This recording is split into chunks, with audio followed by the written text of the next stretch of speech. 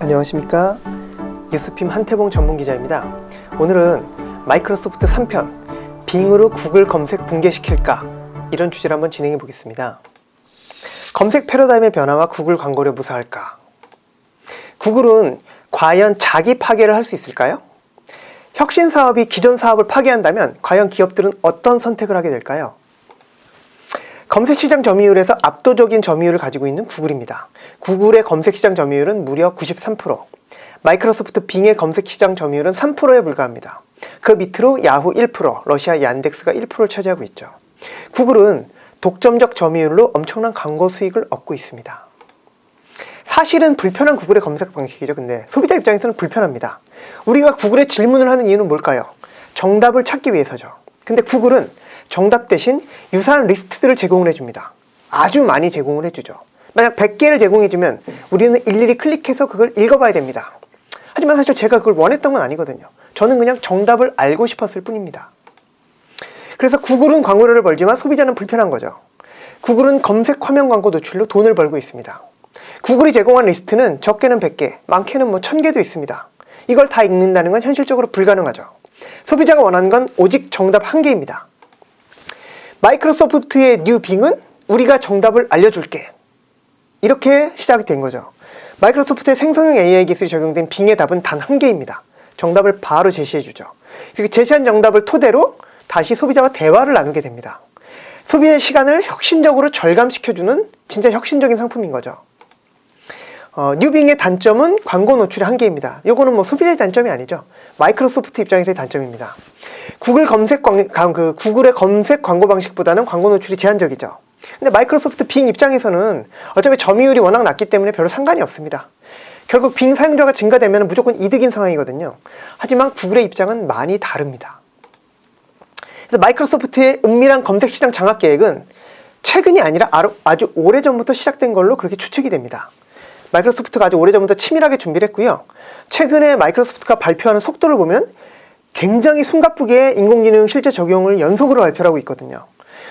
이 속도전 때문에 AI 윤리팀이 너무 이제 이 속도가 빠르다 이런 얘기를 하니까 일부 해고했다는 소식도 있습니다. 전원 해고가 아니라 일부 해고했다는 소식도 있는데 사실 여부는 정확히 파악되진 않고 있고요. 어쨌든 속도전의 모든 걸 건 상황입니다. 마이크로소프트의 와신 상담, 그동안 구글의 검색 시장이 압도하는 걸 보면서 칼을 갈아왔던 거죠. 그렇다면 딜레마에 빠진 구글은 자기 파괴가 가능할까요? 알파벳 구글의 2022년도 부문별 매출을 잘 살펴보면요, 전체 매출 중에 무려 79%가 광고 매출입니다. 매출 339조 원 중에 269조가 광고 매출이죠. 그 중에서도 구글 검색 광고 비중이 57%로 굉장히 압도적입니다. 이 딜레마인 거죠. 구글은 광고가 흔들리면 검색 광고가 57%, 195조 원이나 되는데 195조 원이라는 검색 광고를 포기하고 자기 파괴를 할 수 있을까요? 구글 검색이 만약 생성형 AI로 정답을 제시해버리면 검색 광고 매출액이 과연 얼마나 감소할까요? 상당히 재앙적이라고 볼 수 있죠. 구글은 기술이 없었던 게 아니라 이런 자기 파괴가 무서웠기 때문에 마이크로소프트보다 어떻게 보면 시작이 늦었을 수 있는 그런 의심을 많이 받고 있는 상황이죠. 그런데 자기 파괴를 해도 죽고 안 해도 죽는다, 이런 얘기도 있습니다. 테슬라의 전기차가 등장했는데 도요타는 하이브리드를 고수를 하고 있죠. 물론 도요타가 그래서 매출이 급감한 건 아니지만 어쨌든 도요타가 단숨에 전기차로 넘어가면 그 기존 매출이 상당 부분 감소하기 때문에 그런 자기 파괴가 무서운 거죠. 코닥 필름이 디지털 카메라 기술을 가지고 있음에도 불구하고 계속 필름을 고수한 것도 자기 파괴가 무서웠기 때문이죠. 카카오톡이 등장했을 때 한국의 KT나 SKT가 그 유료 문자 방식을 그대로 유지한 것도 결국은 자기 매출을 감소시키는 그런 자기 파괴가 무서웠기 때문이죠. 결국 지금 마이크로소프트의 생성형 AI가 등장을 했습니다. 구글은 어떻게 대응해야 할까요? 구글에게 사실 선택의 여지는 없습니다. 무조건 맞대응해야 되는 상황이죠. 그래서 구글도 구글 검색에 생성형 AI를 곧 도입할 것으로 전망이 됩니다. 그렇게 되면 구글의 기존 검색 광고 매출은 장기적으로 꾸준히 감소할 것으로 전망이 됩니다. 마이크로소프트의 빙이 절대적으로 유리한 상황이죠. 생성형 AI로도 광고는 할 수 있지만 그 광고할 수 있는 범위가 기존보다는 적어질 거라고 보는 게 전문가들의 공통된 의견입니다. 그리고 삼성 갤럭시가 구글 대신 빙을 탑재하겠다는 확인되지 않은 그런 정보가 언론에 좀 이렇게 노출된 적이 있었죠. 근데 이거는 사실 현실화되기 굉장히 어려울 것 같고요. 삼성이 구글 검색을 탑재하면서 연간 3조 6천억 정도를 구글에 지급하기로 있는데요. 연 사용료를 낮추기 위한 그냥 전술이라고 좀 판단이 됩니다. 구글 안드로이드와 삼성은 거의 운명 공동체라서 그렇게 사소하게 손을 끊긴 어려울 것 같고요. 구글은 어쨌든 간에 AI 챗봇인 바드를 서둘러 완성할 필요가 있는 거죠. 그런데 이 기술력으로 따졌을 때 마이크로소프트와 구글 기술력 평가하는 그 초거대 언어 모델 평가 지표 중에 하나가 파라미터 매개 변수가 이제 평가 지표 중 하나인데요. 구글 팜의 파라미터는요, 5,400억 개입니다. 그래서 챗 GPT 3.5에 1,750억 개의 3배 정도 되죠. 이 파라미터 개수도 참고사항일 뿐이지 뭐 이게 많다고 해서 절대적으로 뭐 기술이 좋다 이렇게 평가할 수는 없는데, 어쨌든 뭐 구글이 그렇게 기술이 떨어지지 않는다, 뭐 이런 부분에서는 이게 이제 많이 활용이 되고 있고요. 챗 GPT 4.0은 아직 정확하게 파라미터 수가 공개되진 않았는데, 뭐 일각에서는 1조 개가 아니냐 뭐 이런 얘기도 있는데 아직 확인된 건 없습니다. 결론적으로 구글의 기술력이 마이크로소프트보다 낫냐, 인공지능 기술력이, 그렇진 않은 것 같습니다. 아마 바드의 시연 실패로 많이 오해가 쌓인 것 같은데, 장기간 인공지능에 투자한 구글 기술력은 낮지 않습니다. 그리고 구글은 세상 사람들의 모든 데이터를 보유하고 있기 때문에 인공지능 개발에 굉장히 유리하고요. 자금과 데이터를 다 가진 몇 개 안 되는 기업이라고 볼 수 있습니다.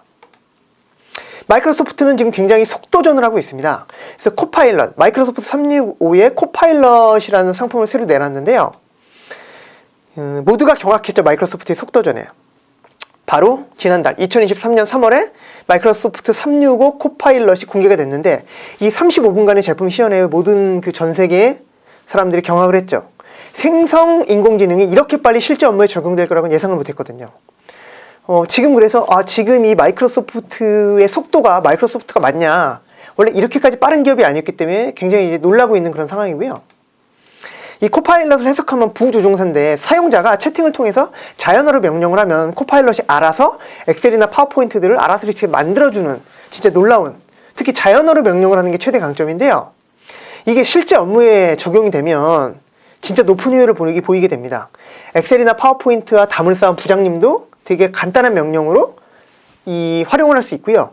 숫자 울렁증 있는 사장님, 격리 직원 다 활용 가능하고, PPT로 맨날 야근하는 직원들도 해방이 되는 거죠. 업무 효율이 진짜 어마어마하게 올라갈 수 있는 대혁신입니다.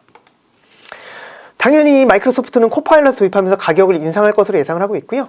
뭐 MS 오피스 외에도 뭐 팀즈, 디자이너 등 다양하게 적용을 할 예정이고, 정체돼 있던 MS 오피스 매출 증대에 크게 기여를 할 것으로 보입니다. 가격 정책은 아직 미결정돼 있지만 뭐 당연히 가격은 올리거나 아니면 프리미엄 가격을 새로 만드는 걸로 그렇게 예상을 하고 있고요.